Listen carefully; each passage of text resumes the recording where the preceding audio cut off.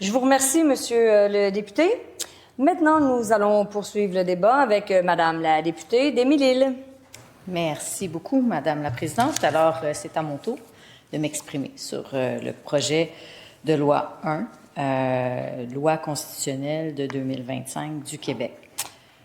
D'abord, je dois déplorer qu'on ait décidé de politiser un projet de société qui, en fait, aurait dû faire l'unanimité. Puis là, je crois qu'il y a de nombreuses interventions qui m'ont précédé, qui ont mentionné le processus qui n'est pas habituel pour l'adoption d'une constitution.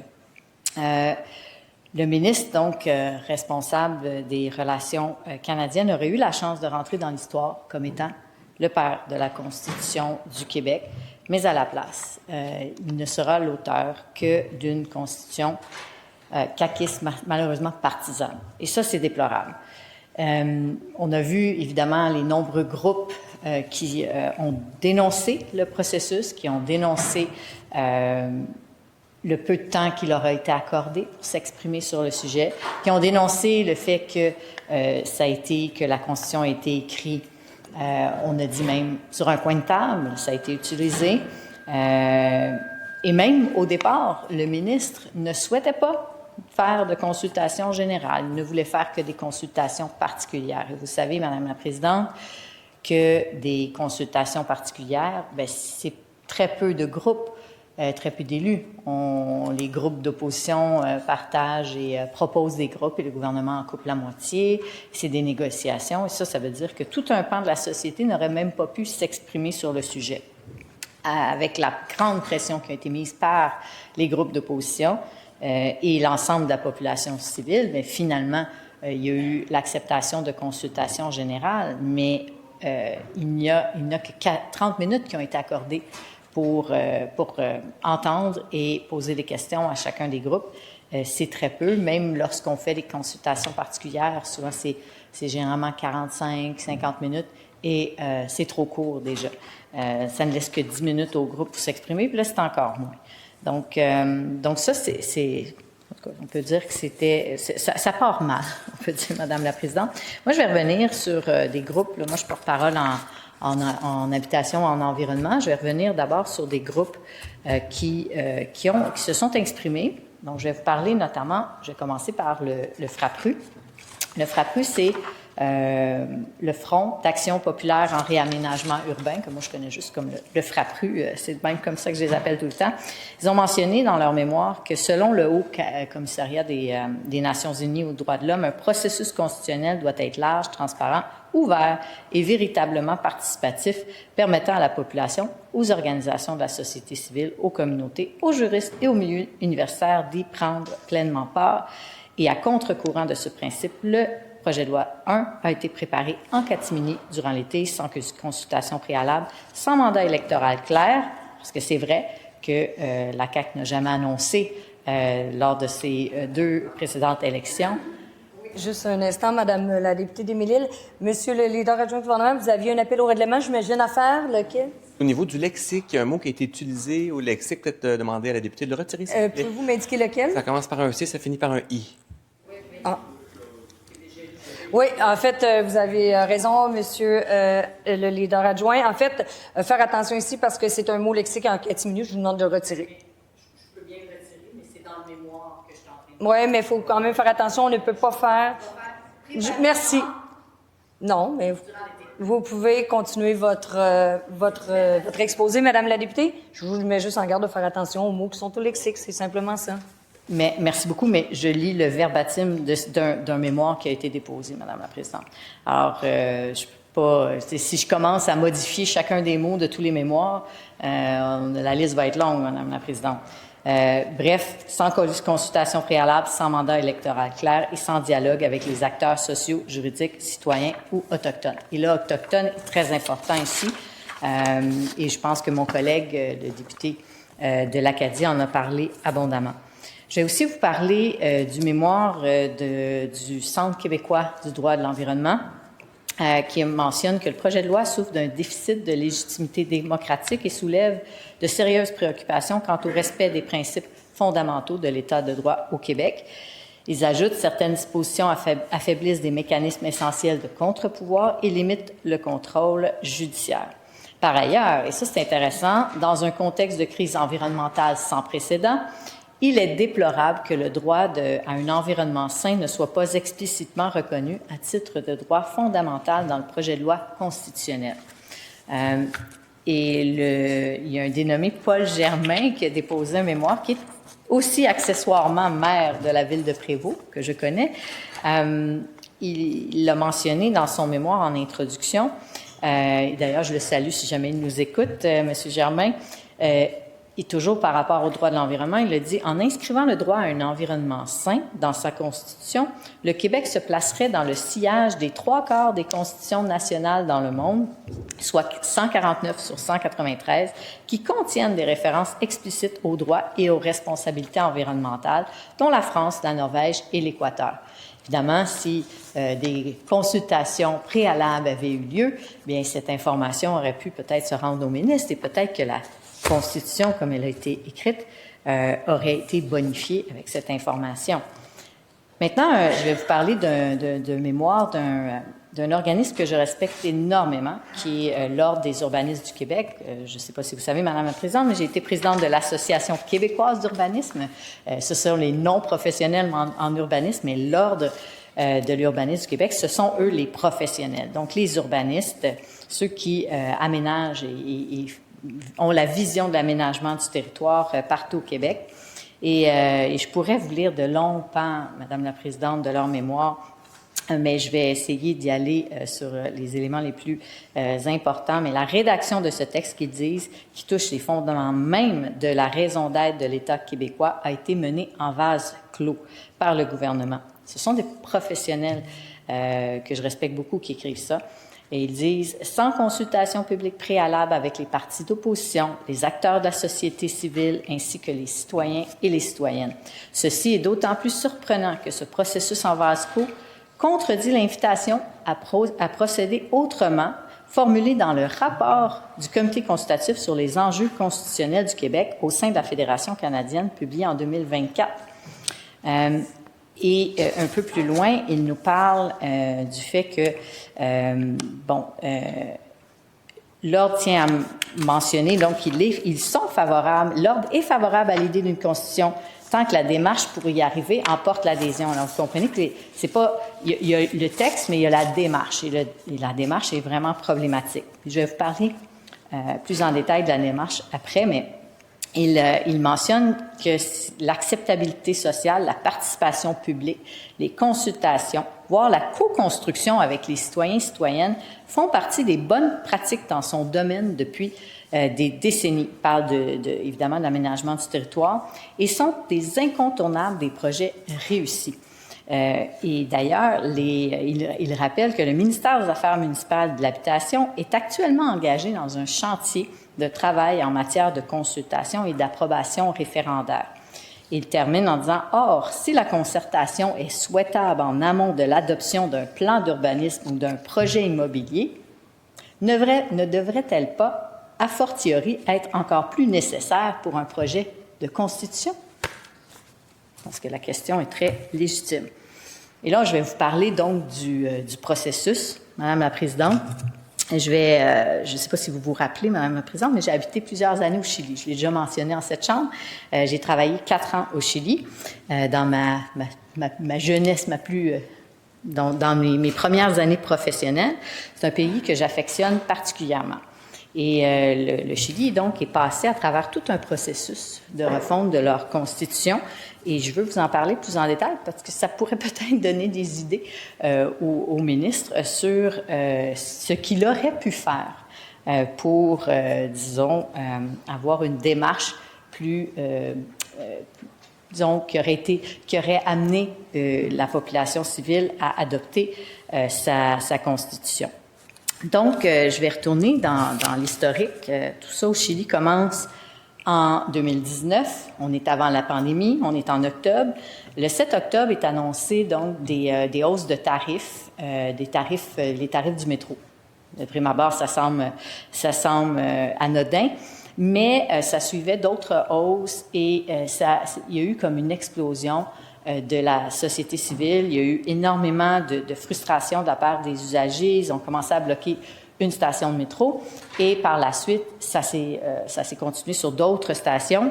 Et finalement, je pense que les citoyens ont exprimé une énorme frustration qui venait des inégalités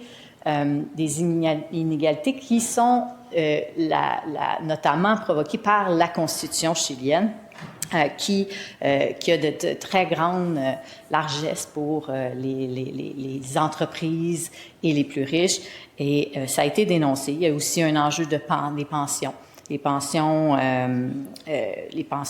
sont malheureusement sont gérées par le privé. Puis là, il y a eu des gens qui se sont finalement ramassés avec très, très peu d'argent à la fin de leur vie après avoir travaillé 30, 40 ans de leur vie. Et bref, il y a eu ces émeutes. Il y a eu des manifestations, des émeutes. Et donc, il y a eu l'état d'urgence a été décrété le 19 octobre 2019. Par la suite, malheureusement, 3 jours plus tard, il y a eu 2 morts, dont un enfant de 4 ans dans une manifestation. Et le 25 octobre, donc tout ça va très, très vite, Madame la Présidente, manifestation majeure à Santiago, la plus grande ville du pays où j'ai habité pendant 4 ans, 820 000 personnes en manifestation. C'est beaucoup de monde. Le centre-ville était noir de monde. 2 millions dans tout le pays de manifestants. Donc, tout ça a amené le gouvernement à agir quand même assez rapidement. Et le 24 décembre 2019, la constitution politique chilienne, il y a eu une loi qui est venue pour la modifier, pour inclure un processus de rédaction d'une nouvelle constitution. Donc, c'est là que je veux vous parler de ce processus. Donc, ça s'est fait très vite, mais il n'y avait pas le choix parce qu'il fallait apaiser les tensions sociales. Et donc, il y a eu ce changement constitutionnel-là qui a permis, donc, le processus de changement de la Constitution. Et la première étape, et ça c'est drôle parce qu'on en parle depuis quelque temps, mais la première étape, ça a été un référendum. Mais pas le référendum que nous, on connaît. C'était un référendum pour demander si les citoyens souhaitaient une nouvelle Constitution. Donc ça s'est fait 1 an après les émeutes, en octobre 2020. On a pris le temps de bien préparer ce référendum et donc on est allé de l'avant. Voulez-vous une nouvelle constitution? Les citoyens ont voté majoritairement pour le changement. Et là, par la suite, donc quelques mois plus tard, ils ont procédé à des élections pour une assemblée constituante. Donc, ce sont des citoyens qui ont été élus, 150 membres de la société chilienne qui ont été élus les 15 et 16 mai 2021 pour être les représentants de la société civile qui allaient rédiger cette nouvelle constitution. C'était 78 hommes, 77 femmes, donc très paritaire dans cette élection. Et les travaux ont commencé donc le 4 juillet 2021. Et là, il y avait vraiment des représentants de tous les groupes de la société civile. Très intéressant, là, il y a des thèses qui ont été écrites sur la première assemblée constituante qui a été faite, la répartition. Mais c'était, je dirais, je vais le mentionner, là, mais quand même des représentants quand même assez de gauche de la société, mais une représentation quand même de tous les groupes. Donc, il y avait aussi des groupes de droite. Et là, les travaux ont commencé le 4 juillet 2021. Ces gens-là, ces 150 membres-là, ont pris 9 à 12 mois. Là, ça a été quand même assez long. Ils ont demandé un délai supplémentaire, donc 1 an, mais c'est court au bout du compte, quand on y pense. Et le 4 juillet 2022, donc, ils ont déposé le projet de constitution. Et là, par la suite, il y a eu un référendum constitutionnel. Donc, ça, c'était en juillet que ça a été déposé. En septembre, il y a eu un référendum, donc 2 mois plus tard, pour approuver la Constitution. Donc, vous voyez le processus que le ministre aurait pu s'inspirer. Des élections pour créer une assemblée constitutive, par la suite ou constituante, par la suite une rédaction, un projet de constitution, un référendum pour voir s'il y a approbation de la population. C'est un référendum général. C'est pas 125 élus dans la salle ici qui vont décider s'ils vont de l'avant ou non avec la Constitution. C'est vraiment la population générale. Donc ça, c'est un processus qui aurait pu inspirer le ministre. Par contre, je dois dire que ça a été refusé à 62 %. Et là, il y a quand même eu beaucoup d'études du pourquoi que ça a été refusé. Il y a eu une nouvelle élection, nouvelle assemblée constituante qui a été faite. Ça a été la nouvelle constitution a été refusée à nouveau, mais beaucoup moins, là, 55 %. Donc, c'était un petit peu plus proche de la majorité. Puis là, il y a eu beaucoup d'études, justement, de qu'est-ce qui a fait que ça n'a pas fonctionné. Puis notamment, c'est qu'il y a des groupes dans ces assemblées constituantes-là, des membres qui finalement étaient des représentants de partis politiques et qui souhaitaient faire avancer leur visée partisane. Et dans le fond, il y avait des élections présidentielles qui s'en venaient. Donc, à chaque fois qu'on met la partisanerie dans la balance, malheureusement, ça mène vers des échecs. Et ça a été quand même bien documenté sur le fait que la Constitution aurait pu être finalement adoptée si il y avait eu on avait mis de côté ces visées partisanes-là. Il y a aussi le fait qu'on a mentionné dans une étude, on mentionnait aussi que malheureusement là, la popularité du président de l'époque était en chute libre. Et comme il était très associé à la Constitution, bien, on a vu la Constitution et le président aller, disons, son adhésion l'adhésion de la population à la Constitution a chuté. Et je dirais que je pourrais faire le parallèle avec le gouvernement actuel et le premier ministre actuel qui, d'ailleurs, va quitter le 12 avril. C'est pas nécessairement le politicien le plus populaire au Québec actuellement. Alors, ce serait très risqué d'aller de l'avant avec une constitution alors que il n'y a pas d'adhésion à ce parti dans la population de façon majoritaire. Ça, c'est pour l'histoire du Chili. Maintenant, je vais peut-être juste, Madame la Présidente, revenir sur une proposition qui a été faite par mon chef, Charles Millard, de repartir à zéro. Ça, c'est ce que, après les élections. Donc, lui, ce qu'il recommande, et je ne peux qu'adhérer à cette proposition, c'est que les travaux devraient être suspendus pour reprendre sous la prochaine législature. Les 4 partis, il a d'ailleurs envoyé une lettre à cet effet à tous les chefs, devraient s'engager à mettre sur pied un réel processus consultatif pour qu'on ait une constitution qui puisse faire consensus dans la société civile. Et puis, vous savez, Madame la Présidente, c'est pas quelque chose de nouveau, la Constitution. Mon collègue, le député de l'Acadie, en a parlé dans le passé. Et donc, c'est pas qu'on n'en veut pas de Constitution, mais on a besoin que ce soit représentatif, donc, de toute la volonté de la société civile. Je vous parlais au début des Premières Nations. On a pu constater que l'Assemblée des Premières Nations du Québec-Labrador était fortement opposée au projet de Constitution.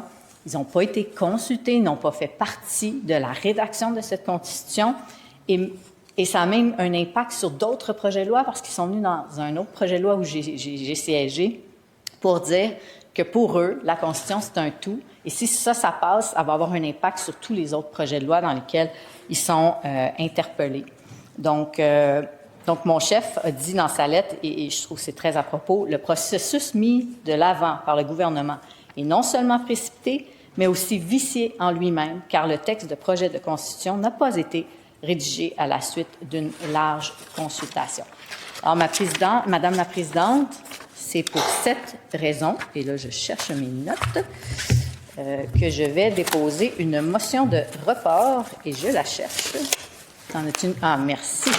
Merci beaucoup. Alors, c'est pour toutes ces raisons, donc, Madame la Présidente, que je vais déposer cette motion de report, et je vais la lire comme suit. En vertu de l'article 240 de notre règlement, je fais motion afin que le débat sur l'adoption du principe du projet de loi numéro 1, loi constitutionnelle de 2025 sur le Québec, soit reporté. La motion se lit comme suit. Que la motion en discussion soit modifiée en retranchant le mot « maintenant » et en ajoutant à la fin les mots « dans 12 semaines ». Merci beaucoup, Madame la Présidente. Merci. Donc, la motion de report est déposée. Nous allons suspendre quelques instants pour permettre la distribution de votre motion. Donc, les travaux sont suspendus. Merci.